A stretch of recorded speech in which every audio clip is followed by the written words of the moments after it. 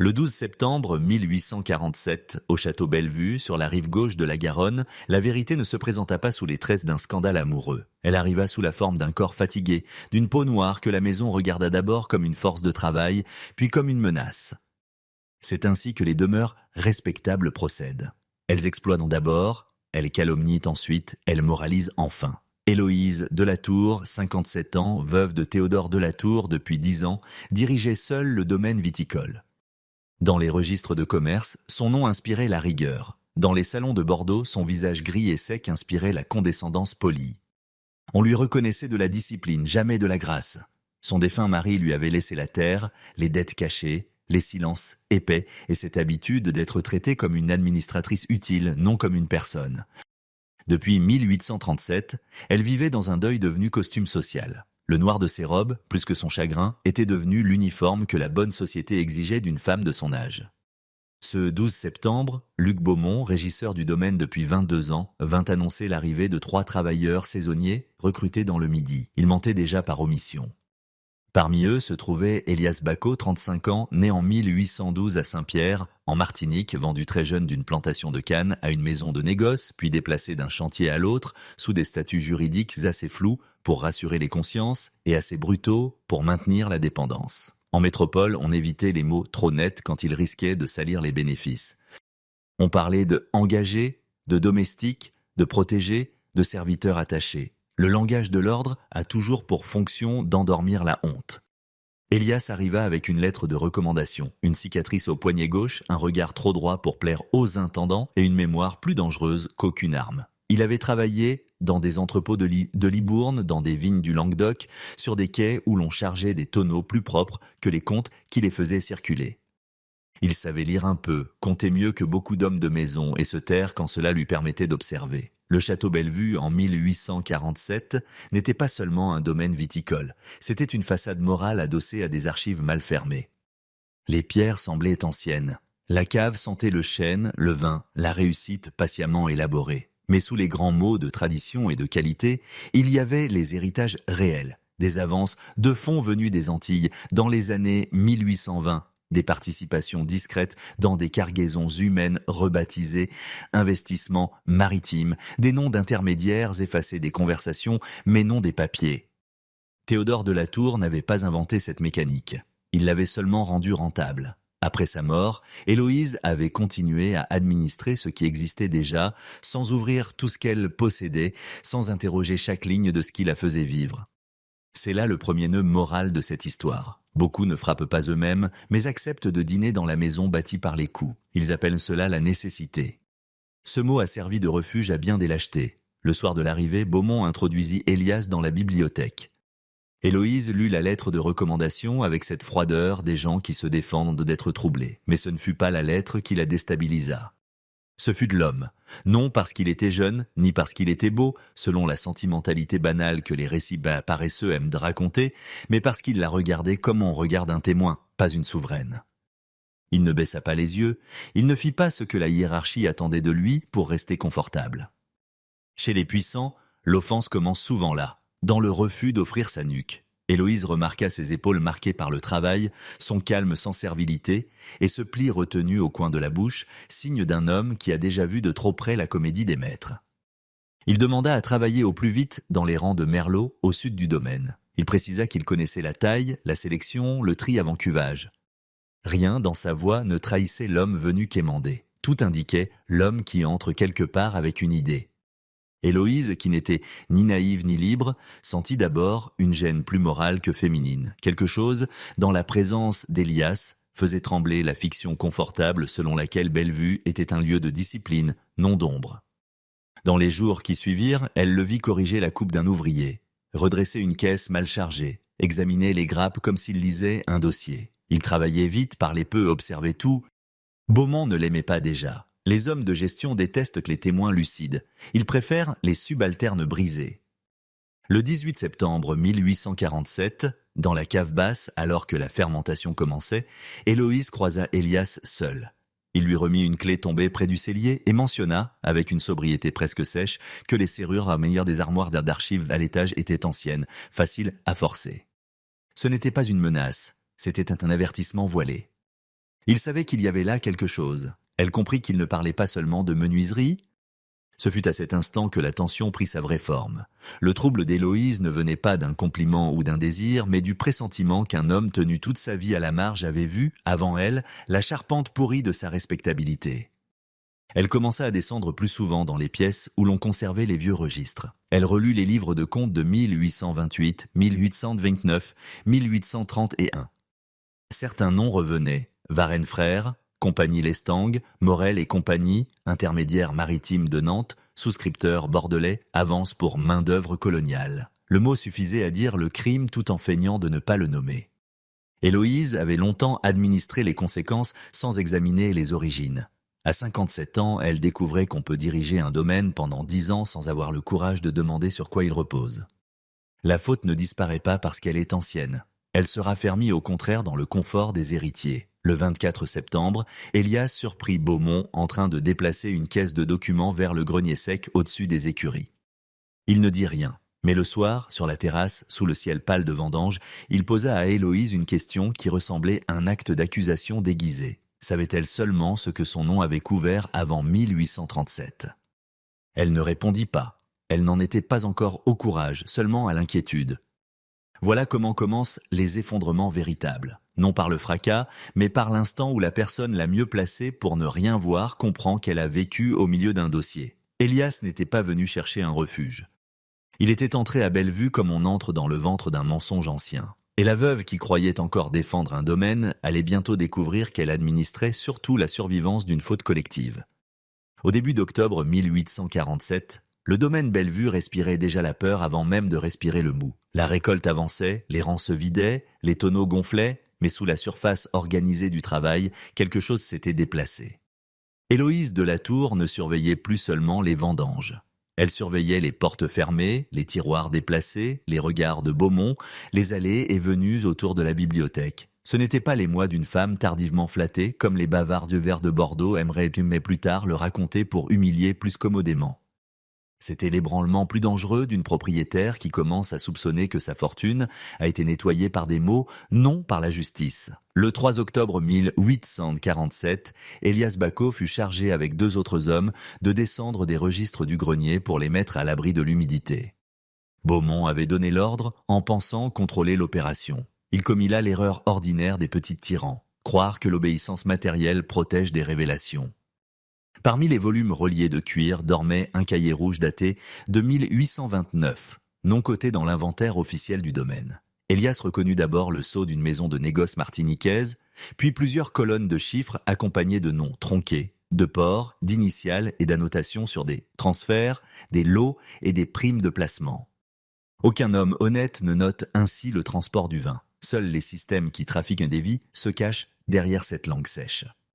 Elias n'emporta pas le cahier. Il le remit à sa place après en avoir mémorisé l'essentiel. Les gens qui ont grandi dans la dépendance apprennent tôt qu'une preuve arrachée trop vite peut disparaître avec son porteur. Il fallait observer encore. Héloïse, pendant ce temps, se battait contre une vérité qui avait cessé d'être abstraite. Le 5 octobre, elle demanda discrètement à consulter les relevés anciens des parts détenues par son défunt mari dans plusieurs compagnies. Beaumont tenta de l'en dissuader, invoquant l'inutilité, la fatigue, le désordre, comme si la lassitude d'une femme devait naturellement remplacer son droit de savoir. Elle insista. Le régisseur, pris de court, sortit des cartons des pièces qu'il aurait préféré laisser au silence. Là encore, les mêmes circuits apparaissaient. Bordeaux, Nantes, Saint-Pierre, Fort-Royal, Le Havre. Des noms d'associés morts. Des signatures blanchies par le temps, des flux d'argent transitant vers Bellevue avant l'achat de la parcelle sud en 1830 et l'agrandissement des caves en 1832. Théodore de la Tour n'avait pas seulement prospéré grâce au vin. Il avait consolidé sa maison à l'ombre d'un commerce que les salons réprouvent en public et financent en privé. Le 7 octobre, dans la cave à fûts, Elias trouva enfin le moment de parler à Héloïse sans témoin immédiat. Il n'y eut ni déclaration, ni scène romanesque, ni tremblement de chandelle. Il y eut une constatation sévère. Il lui dit qu'un domaine qui ne regarde pas ses propres comptes finit toujours par devenir complice de ceux qui les écrivent à sa place. Cette phrase, plus que toute flatterie, l'atteignit. Elle comprit qu'Elias ne venait pas mendier de la pitié. Il cherchait à mesurer si la femme qui se tenait devant lui était seulement capable de supporter la vérité. Elle, en retour, regarda son visage avec une attention nouvelle, pas le visage d'un séducteur. Le visage d'un homme qui a survécu à des propriétaires, à des commis, à des contremaîtres, à des contrats rédigés pour l'entraver, et qui sait que la douceur affichée des maisons bourgeoises n'efface en rien leur violence héritée. Ce qui troubla Héloïse ne fut pas seulement la gravité d'Elias, ce fut la honte d'avoir été jusqu'ici une administratrice partielle de sa propre vie. Elle avait su gérer les récoltes, négocier les prix, maintenir la réputation, tenir les comptes récents. Elle n'avait pas voulu descendre au fond de ce qui avait rendu tout cela possible. Le courage tardif n'est pas une innocence, c'est au mieux un rachat incomplet. Le narrateur n'a pas à embellir Héloïse de la Tour. Elle ne fut pas une sainte éveillée par la souffrance d'autrui. Elle fut d'abord une bénéficiaire qui commença, trop tard, à sentir le poids moral du plancher sous ses pieds. Ce détail importe, car la société aime blanchir les consciences de ceux qui regrettent à temps. Or, regretter ne délie pas du passé. Cela oblige seulement à choisir entre l'aveu et la lâcheté renouvelée. Le 11 octobre, Beaumont s'aperçut que la veuve cherchait trop. Dès lors, son attitude changea. Il devint plus obséquieux devant elle, plus brutal derrière son dos, plus attentif à isoler Elias des autres travailleurs. Il suggéra à demi-mot que l'homme noir avait l'esprit instable, qu'il se croyait plus intelligent que sa condition, qu'il fallait se méfier des gens venus des colonies avec des histoires obscures.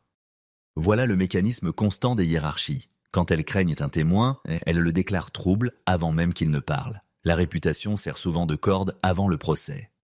Héloïse l'entendit, ne répondit pas tout de suite et se détesta pour ce silence. Le mutisme des classes dominantes n'est jamais neutre. Il ménage le temps nécessaire à la persécution. Le 14 octobre 1847, elle monta seule au grenier et retrouva le cahier rouge. Cette fois, elle l'ouvrit jusqu'au bout. À la page du 3 novembre 1829 figuraient les initiales TD, suivies d'un versement important destiné à garantir une cargaison assurée par 3 maisons de commerce. En marge, une note plus terrible encore mentionnait la réaffectation de plusieurs sujets robustes vers des travaux de quais et de vignes en cas d'arrivée retardée. Le crime n'était même pas dissimulé avec talent, il était seulement enseveli sous la banalité comptable. Héloïse sentit sa gorge se serrer. Elle avait cru hériter d'une fortune dure, elle héritait d'un montage souillé. Son veuvage, sa solitude, sa discipline, tout ce qu'elle brandissait comme preuve de mérite ne suffisait pas à purifier l'origine de Bellevue. Le 17 octobre, dans un ancien pavillon du jardin, elle convoqua Elias discrètement.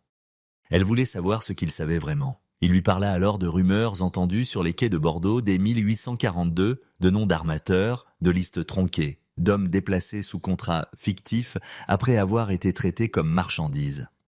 Il ne prétendit pas être un juge. Il parlait comme un survivant qui reconnaît les architectures de la domination. Il dit que certaines maisons, quand le climat politique change, déplacent les chaînes dans les papiers au lieu de les briser dans les faits.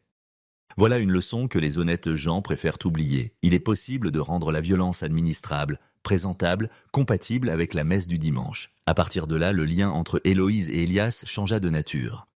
Oui, elle fut frappée par sa force, par sa façon de tenir sa dignité sans supplique. Oui, il lui vit en elle une femme moins vide qu'il ne l'avait d'abord cru. Mais réduire ce qui naissait entre eux à une attraction commode serait déjà mentir comme mentirait Bordeaux. Ce qui les rapprochait, c'était un dossier. Elle portait un nom compromis. Il portait dans sa chair les conséquences du monde qui avait enrichi ce nom. Il n'y avait là rien de sentimental au sens léger. Il y avait la possibilité sinistre qu'une vérité historique. Une vérité historique passe enfin entre deux êtres situés de part et d'autre de la faute. Le 21 octobre, Beaumont surprit leur sortie séparée du pavillon à quelques minutes d'écart. Il ne vit peut-être rien de charnel. Il comprit néanmoins qu'un péril circulait. Dès le lendemain, les domestiques remarquèrent que Madame de la Tour changeait l'ordre des archives, retirait certains papiers des mains du régisseur, posait des questions gênantes sur 1829 et 1830. Dans une maison fondée sur la déférence, la curiosité du maître devient vite une anomalie. Les anomalies nourrissent les rumeurs. En moins d'une semaine, à Bordeaux, on cesserait de parler du cahier rouge pour ne parler que d'autre chose, parce qu'il est plus simple d'accuser une femme vieillissante et un homme noir que de disséquer les livres d'une fortune. La morale mondaine préfère toujours un scandale intime à un système compromettant.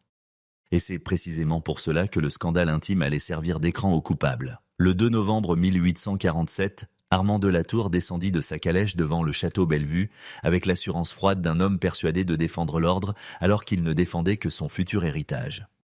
32 ans, avocate à Bordeaux, visage propre, gants propres, conscience sale. Chez ce type d'homme, l'éducation n'affine pas la morale, elle perfectionne seulement la méthode. Il avait entendu les premiers murmures dans les salons de la rue Esprit des lois, chez des veuves pieuses et des négociants parfumés qui condamnent le désordre tout en prospérant grâce à lui. On ne lui avait pas parlé de comptes anciens, de participation aux circuits coloniaux, ni du cahier rouge. On lui avait servi une version plus utile. Sa mère, à 57 ans, se compromettait avec un homme noir de 35 ans attaché au domaine. Cette formulation suffisait. Dans une société malade de hiérarchie, l'alliance la plus inquiétante n'est pas celle qui viole la justice, mais celle qui trouble les catégories. Armand ne vint pas chercher la vérité. Il vint établir une stratégie. Dès le soir de son arrivée, il interrogea Beaumont plus longuement qu'il n'embrassa sa mère. Le régisseur, soucieux de se sauver lui-même, orienta aussitôt le récit. Il parla d'attitudes déplacées, de rencontres discrètes, de regards trop francs, de l'influence grandissante d'Elias sur Madame de Latour. Il taisait soigneusement les recherches d'Héloïse dans les archives, les cartons déplacés, les questions sur 1829. Beaumont comprenait déjà qu'il fallait réduire l'affaire à une déchéance féminine, pas à un problème de provenance des capitaux. Ainsi procède l'intérêt, il sexualise ce qu'il veut faire oublier. On salit le lien entre deux êtres pour éviter d'ouvrir les caisses de guerre de la maison. Le 3 novembre 1847, Armand confronta sa mère dans le petit salon bleu. Il n'y eut pas seulement de la colère. Il y eut surtout la cruauté spécifique des héritiers qui supportent mal de découvrir que les biens qu'ils convoitent sont tenus par une volonté encore vivante. Il lui reprocha son âge, sa perte de mesure, sa supposée crédulité, l'inconvenance de fréquenter un homme situé si bas dans l'échelle sociale, comme si la hiérarchie avait valeur de loi naturelle. Il lui parla de réputation, de nom, de clientèle, de dignité familiale. Pas un mot sur la justice. Jamais les familles dominantes ne défendent l'honneur pour l'honneur. Elles défendent la rentabilité sociale de l'honneur. Héloïse l'écouta avec ce mélange d'humiliation et de fureur que ressentent les femmes tardivement conscientes d'avoir élevé des fils à l'image exacte du système qui les méprise. Armand, dès le lendemain, consulta discrètement 2 confrères bordelais, Maître Villeneuve et Maître Sarlat. Il ne leur demanda pas comment établir la vérité sur Elias. Il leur demanda comment fragiliser légalement Héloïse. Le vocabulaire était prêt. Influence indue, faiblesse de jugement, conduite irrationnelle, altération de la capacité à administrer ses biens. Le droit, quand il tombe entre certaines mains, n'est plus l'arbitre du juste. Il devient l'instrument raffiné du maintien des dominations anciennes. Une femme qui gère fermement son domaine depuis 10 ans peut soudain être qualifiée d'instable si son désir ou sa conscience dérange les intérêts de son fils. La loi n'a pas besoin d'être injuste dans son texte pour le devenir dans son usage. Le 5 novembre, Armand mit en place ce qu'il appelait déjà, dans une note retrouvée plus tard, parmi ses papiers, la ligne de défense familiale. Il fallait présenter Elias comme un calculateur intéressé, Beaumont comme un témoin raisonnable, Héloïse comme une veuve isolée, moralement vulnérable, peut-être influençable. Il fallait aussi faire circuler, dans les maisons de commerce, l'idée que Bellevue traversait une crise de gouvernance. Là encore, le procédé mérite d'être nommé. Ce n'était pas un souci de protection, c'était une capture d'autorité. Armand préparait une mise sous tutelle élégante, drapée dans les mots de prudence et de santé. Ce genre de violence sociale plaît aux bourgeois. Elle n'abîme ni les meubles ni les manchettes. Pendant ce temps, Héloïse continuait d'avancer à moitié dans la vérité et à moitié dans la peur. Elle n'avait pas encore trouvé en elle la netteté morale nécessaire pour affronter à la fois son fils, son régisseur et les archives de son mari. Elle savait désormais qu'Elias ne lui avait rien inventé. Elle savait aussi qu'Armand se comportait moins comme un fils que comme un créancier impatient. Mais entre savoir et agir, il y a le gouffre des habitudes. Ceux qui ont vécu longtemps dans les cadres de l'obéissance mettent du temps à comprendre que la paix qu'on leur propose est souvent décidée et se le dit. Il faut voir que leur disparition aménagée. Le 7 novembre 1847, un dîner chez les Frontenac acheva de durcir le dispositif. Madame Hermine de Frontenac, 65 ans, vieille gardienne du décorum bordelais, apprit à Armand que plusieurs négociants s'inquiétaient déjà de l'avenir de Bellevue. Elle ne s'inquiétait pas des faits anciens dont elle soupçonnait pourtant l'existence. Elle s'inquiétait de la tâche visible. Chez les mondains, le mal n'est jamais ce qui détruit des vies au loin, mais ce qui trouble le service du thé au près. Cette dame, si droite en apparence, recommanda donc d'agir vite. Elle conseilla de faire partir l'homme, d'étouffer les bruits, de reprendre la main avant que la ville ne se mette à parler de folie. Le terme revint plusieurs fois. La folie, dans la bouche de ce milieu, désigne tout ce qui déplace la distribution habituelle du pouvoir. Le 9 novembre, Armand fit surveiller discrètement Elias. Un cocher, un garçon d'écurie, puis un agent officieux lié à la préfecture observèrent ses déplacements entre les rangs sud, la cave et le pavillon du jardin. Ils ne trouvèrent ni argent volé, ni bijoux soustraits, ni promesses écrites de donation. Rien. Mais l'absence de preuves n'a jamais empêché les gens de pouvoir de construire un récit. Il suffisait de peindre l'homme noir comme opportuniste et la veuve comme égarée. Le public ferait le reste. Il faut le dire avec sévérité. Les sociétés inégalitaires n'attendent pas la preuve pour condamner. Elles attendent seulement une combinaison vraisemblable avec leurs préjugés. Le 10 novembre, Beaumont passa en accord tacite avec Armand. Si le fils reprenait un jour la main sur le domaine, le régisseur conserverait sa place. En échange, il fournirait des attestations sur l'influence d'Elias, sur l'isolement récent d'Héloïse, sur son changement d'habitude, sur ses visites tardives aux archives et au pavillon. La corruption véritable ne prend pas toujours la forme d'une bourse glissée sous la table. Elle se nourrit aussi d'avantages promis, de loyauté intéressée, d'ambition médiocre. Beaumont ne défendait ni l'honneur ni la sécurité de sa maîtresse. Il défendait sa continuité personnelle dans le nouvel ordre. Le 13 novembre, Héloïse comprit enfin l'ampleur du filet. Des lettres de maisons de négoce arrivèrent, plus sèches que d'ordinaire. On demandait des garanties. On reportait une commande. On s'enquérait de la stabilité de gestion à Bellevue. Ce langage commercial, en apparence technique, portait déjà le poison de la rumeur juridique. Armand avait réussi. Il avait transformé un conflit intime et moral en risque financier. C'est la manière la plus sûre de faire plier les familles possédantes. Menacer, non leur conscience. Qu'elles ont peu, mais leur flux. Le 14 novembre au soir, dans le pavillon du jardin, Héloïse rencontra Elias et lui exposa, sans phare cette fois, la manœuvre préparée contre lui. Il comprit immédiatement. Il avait déjà vu ce mécanisme ailleurs, sous d'autres noms, avec d'autres corps pris dans les mêmes mâchoires. Quand les puissants craignent qu'un homme parle, ils le déclarent corrupteur. Quand ils craignent qu'une femme décide, ils la déclarent déraisonnable. Le dossier était prêt. Il ne manquait plus qu'un geste officiel. Et ce geste allait venir vite, car Armand de la Tour n'avait pas fait tout cela pour reculer devant la boue. Les héritiers savent salir sans trembler quand la propriété les appelle. Le 16 novembre 1847, à l'aube, le château Bellevue se réveilla dans le bruit sec des bottes, des roues et des ordres prononcés au nom d'une légalité déjà souillée. Armand de la Tour arriva avec 2 agents de police de Bordeaux et un huissier porteur d'un pli. La cour, encore mouillée de brume, devint aussitôt une scène. Ce détail doit être retenu. Les puissants aiment le spectacle des procédures lorsqu'il s'agit d'écraser plus faibles qu'eux. La force publique, utilisée ainsi, ne protège pas l'ordre, elle le déshonore. Armand avait déposé une plainte pour abus de confiance, tentative de captation d'influence et manœuvre frauduleuse à l'encontre de sa mère. Aucune preuve sérieuse n'accompagnait l'accusation. Il comptait sur mieux qu'une preuve. Il comptait sur le préjugé. Elias Bacot fut appelé au milieu de la cour comme on appelle un coupable déjà fabriqué. Les domestiques sortirent sur les marches. Les ouvriers s'arrêtèrent près des remises. Beaumont resta légèrement en retrait, posture idéale des lâches qui veulent tout voir sans se compromettre trop visiblement. Héloïse descendit rapidement, mal coiffée, sans ses gants, ce qui en disait déjà plus sur l'urgence que n'importe quel cri. Armand lut à haute voix les griefs supposés. Séduction intéressée, pression sur une veuve vulnérable, tentative d'accès aux biens du domaine, influence corrosive sur la gestion. Pas un mot, bien sûr, sur le cahier rouge, sur 1829, sur les investissements coloniaux, sur les archives déplacées. Le procès mensonger avait une fonction nette. Neutraliser l'homme qui savait, intimider la femme qui commençait à comprendre, rassurer la ville que tout resterait en place. Les agents s'avancèrent vers Elias avec cette prudence mécanique des exécutants qui ne pensent ni trop ni bien. Elias ne se débattit pas. Ceux qui ont connu d'autres formes de contraintes savent parfois reconnaître l'instant où la résistance physique ne servirait qu'à confirmer le récit préparé. Son calme, cependant, troubla un des policiers. L'homme s'attendait à voir un manipulateur nerveux. Il trouva un travailleur droit, vêtu sobrement, les mains marquées, le regard ferme. Il y a des moments où le visage seul accuse le mensonge de ceux qui parlent contre lui.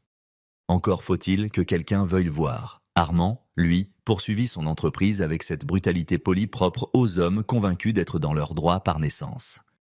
Il demanda que l'on procède immédiatement, sous le regard de sa mère, comme pour la forcer à choisir entre la docilité et le scandale public. Sa logique était simple. Si Héloïse se taisait, Elias serait emporté dans la machine. Si elle parlait, elle s'exposerait comme femme déchue et administratrice contestable.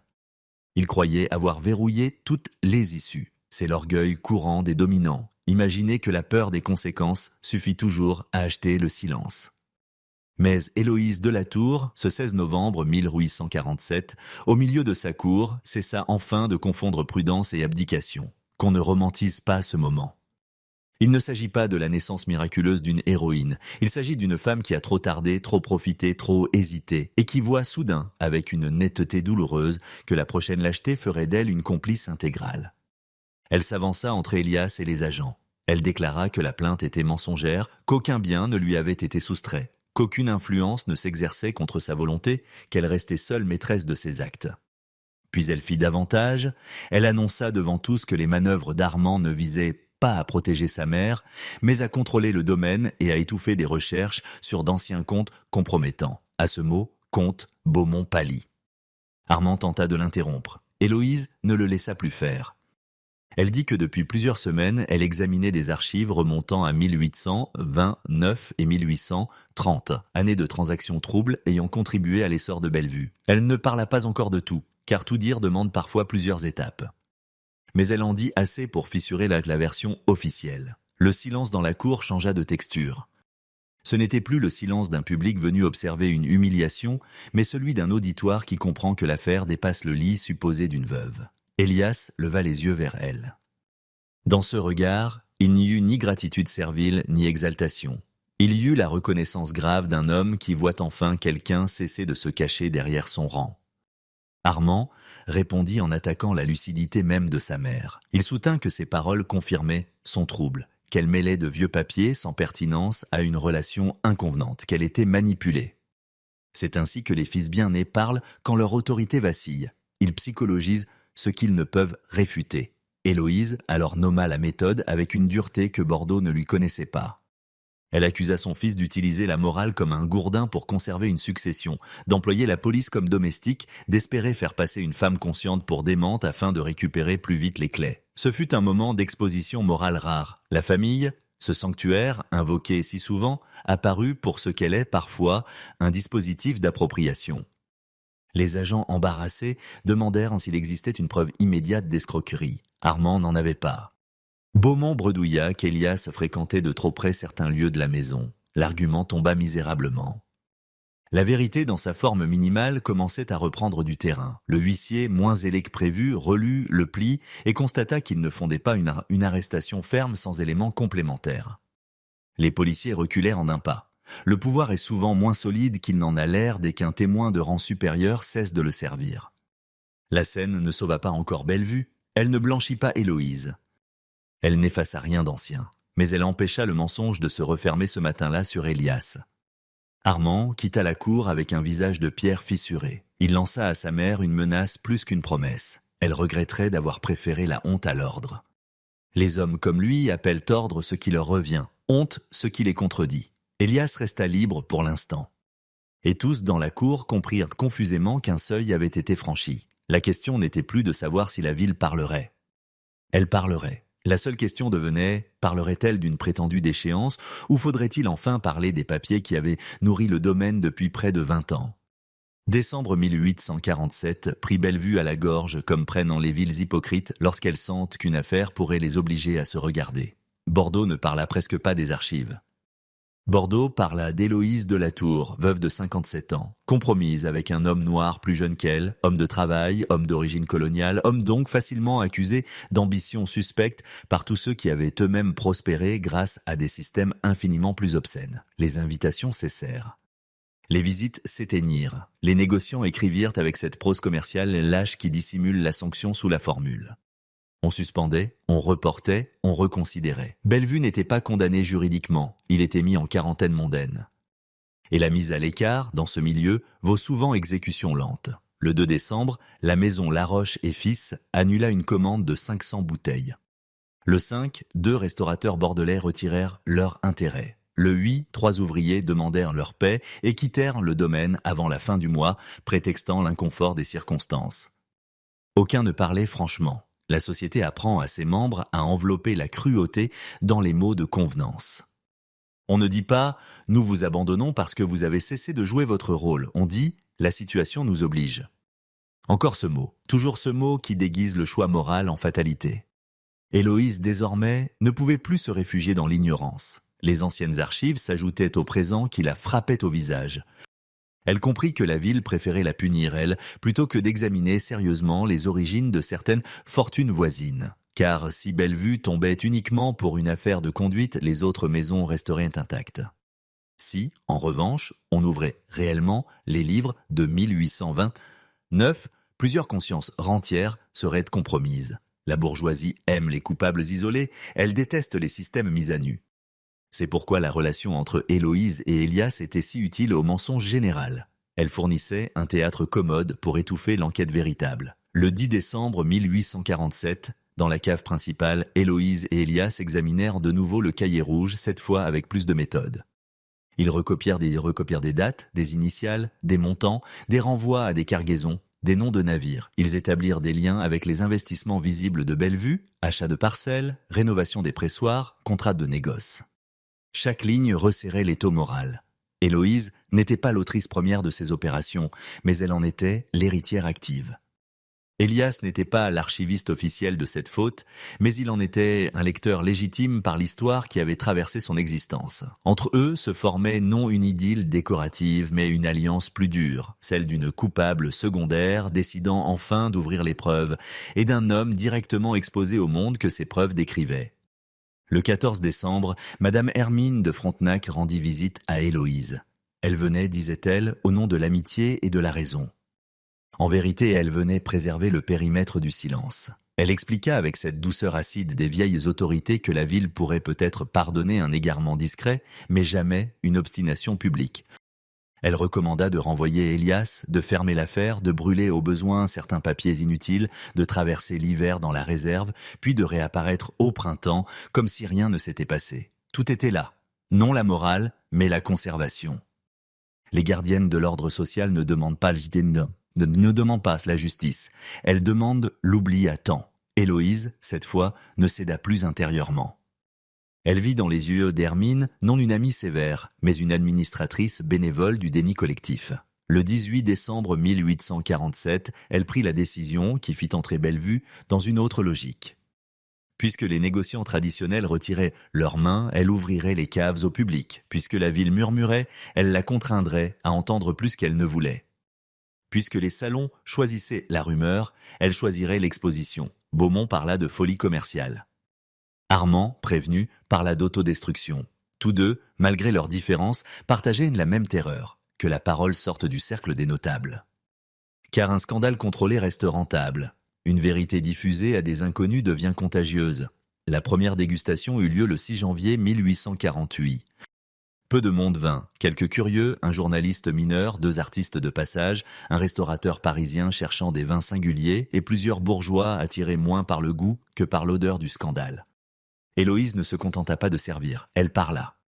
Pas tout petit, pas encore toute l'étendue du dossier, mais assez pour inverser le récit. Elle dit que Bellevue traversait une crise non parce qu'une veuve avait choisi hors du cadre qu'on lui assignait, mais parce qu'en ouvrant de vieux registres, elle avait compris que certaines prospérités bordelaises reposaient sur des circuits de domination coloniale pudiquement rebaptisés. Le public remua, les plus lâches baissèrent les yeux sur leur verre. Les plus honnêtes sentirent qu'on leur servait autre chose qu'un vin, un commencement d'aveu social. Elias resta à ses côtés sans posture théâtrale. Il présentait les parcelles, décrivait la taille, expliquait la fermentation, parlait du travail réel, non du prestige. Sa présence, calme et nette, ruinait le portrait de l'intrigant qu'on avait tenté de fabriquer. Certains clients furent plus frappés par cela que par les paroles d'Héloïse. Le mensonge raciste exige toujours que l'homme noir apparaisse menaçant ou servile. Dès qu'il se tient simplement debout, compétent, digne, il dérange l'économie entière du préjugé. Les semaines suivantes, la fréquentation changea. Des restaurateurs de Paris, de Lyon puis de Marseille achetèrent de petites quantités. Quelques journaux évoquèrent Bellevue comme un domaine singulier, tenu par une veuve controversée qui vendait un excellent vin en dénonçant les hypocrisies du négoce. La formule était imparfaite, parfois condescendante, mais elle ouvrait une brèche. Le domaine ne retrouvait pas la tranquillité. Il se redéfinissait dans le conflit.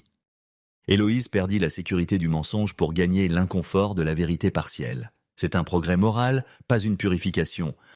Il faut garder cette nuance. L'aveu ne lave pas, il oblige. Armand, voyant l'affaire lui échapper, tenta encore d'agir au début de février 1848. Mais la dynamique changeait. Il devenait plus difficile de faire interner symboliquement une femme qui attirait des acheteurs nouveaux, tenait ses comptes et commençait à mettre en ordre des preuves assez précises pour compromettre d'autres noms. Beaumont, lui, vacilla. Les serviteurs du silence sont fidèles tant que celui-ci paie. Dès qu'il menace de les emporter avec lui, ils songent à négocier. La domination n'a pas d'amis, elle n'a que des complices temporaires.